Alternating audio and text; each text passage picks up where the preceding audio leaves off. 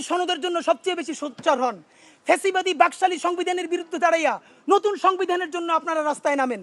আপনারা যদি জুলাইয়ের ঘোষণাপত্র, জুলাই সনদ, নতুন সংবিধান এবং ফ্যাসিবাদ বিরোধী রাষ্ট্র কাঠামো ভাইঙা নতুন বাংলাদেশ নির্মাণের রাজনীতিতে নামতে পারেন, তাইলে আপনারা দেশের রাজনীতিতে ভ্যালিড থাকবেন, প্রাসঙ্গিক থাকবেন।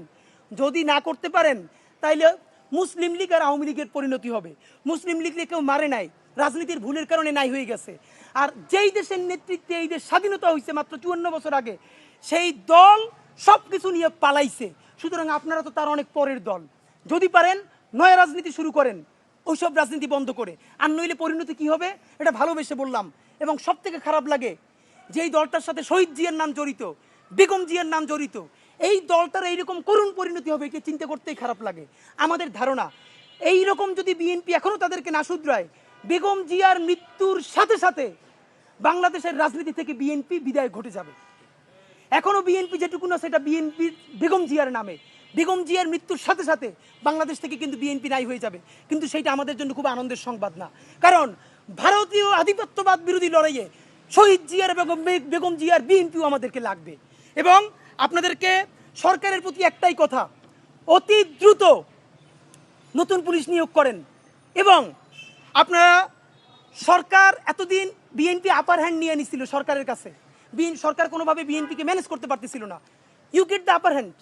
আপনি এবার বিএনপির বলেন এইটা রাজি হন, জুলাইয়ের পক্ষে থাকেন, ঘোষণাপত্র দেন, সনদ দেন, নতুন সংবিধান চান। না করলে বিএনপি নিজেই চাপে পড়ে যাবে। সুতরাং বাংলাদেশের জনগণের প্রতি সর্বশেষ অনুরোধ, এইটা সকল বাংলাদেশের জনগণের প্রতি, এই জুলাই, এই বাংলাদেশের স্বাধীনতার সার্বভৌমত্ব আমরা কোনো একক রাজনৈতিক দলের কাছে ছেড়ে দেই নাই। যেই পাথর দিয়ে মারছে আজকে বিএনপি, তা যদি জামাত করে আর এনসিপির বিপক্ষে করে, এনসিপিও করে, জামাত এনসিপির একটু বলে যাই, আপনারা হয়তো একটা সুযোগ পাইছেন, কালকে বিএনপির বিরুদ্ধে পলিটিক্স করতেছেন, এটা এবং করবেন, ওটা আপনাদের কাজ। কিন্তু মনে রাখেন, এই কাজ আপনারা করলে মনে রাখেন না যে আপনাদেরকে কেউ চুমু দিবে। যে করবেন তারই কিন্তু ভয়াবহ অবস্থা হবে।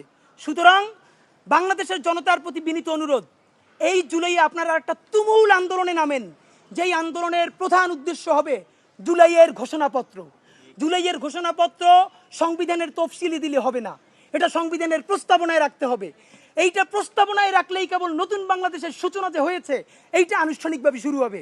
নাম্বার 2, নতুন রাষ্ট্র বিনির্মাণ কিসের আলোকে হবে? জুলাই সনদ ঘোষণা করতে হবে।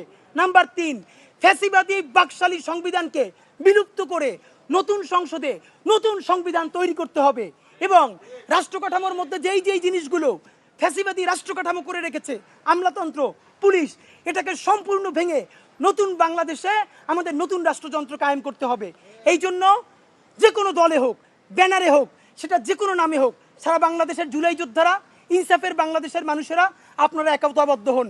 এই জুলাইকে, এই দেশের স্বাধীনতা সার্বভৌমত্বকে কোনো একক দলের কাছে, না বিএনপি, না জামাত, না এনসিপি, আমরা কারো কাছে বরকা দেই নাই। এই দেশের মালিক বাংলাদেশের জনগণ, এই স্বাধীনতা সার্বভৌমত্ব আমরা টিকিয়ে রাখবো। বাংলাদেশ জিন্দাবাদ, ইনকিলাব জিন্দাবাদ।